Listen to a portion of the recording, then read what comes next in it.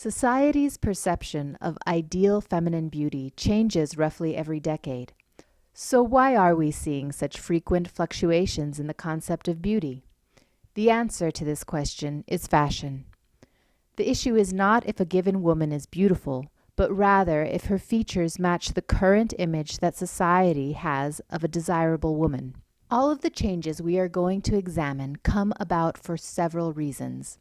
Younger generations trying to differentiate themselves from the previous generation, cultural and societal forces, and political events all influenced the shift of fashion from one period to another. By examining the history of the image of a beautiful woman, we can come to see beauty and fashion as separate forces. Beauty being a constant personal idea and fashion being a changing response to our social climate which defines society's perception of beauty. Let's look at some historical examples. The ideal image of a Renaissance woman is that of a well-fed woman with fair skin and strawberry blonde hair. During the Renaissance, having a soft body meant that you could afford more food than was necessary, while fair skin meant that you did not need to work outside. Strawberry blonde hair could also be acquired by the upper class by soaking one's hair in urine or other bleaching agents and sitting out in the sun. Skipping ahead 250 years. The ideal image of a Georgian woman was also soft-bodied enough to be able to be effectively shaped with a corset. The most notable symbol of beauty for a Georgian woman was a white powdered complexion, red cheeks, and elaborate hair. The more one used lead powder, the more one needed to use it, because lead caused a worsening of the complexion. Beauty marks were employed to conceal the resulting blemishes.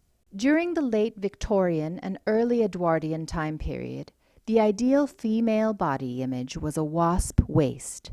The wasp waist figure called for a tiny waist, coupled with a swollen bust and hips. Extremely tight corsets were used to achieve such a silhouette. These corsets restricted breathing and physical activity.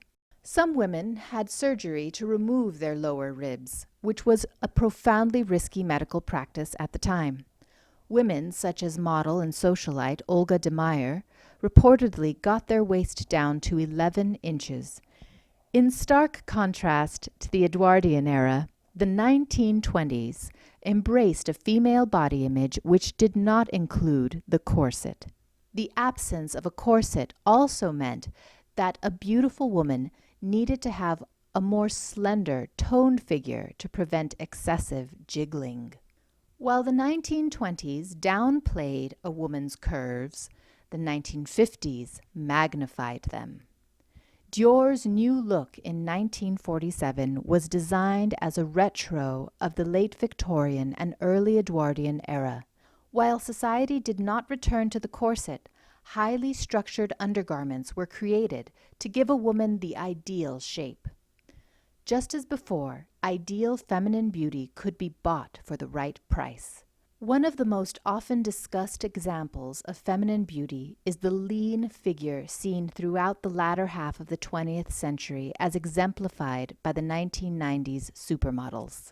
The crash diets necessary to attain this figure are unsustainable for the majority of women due to the time and money investment.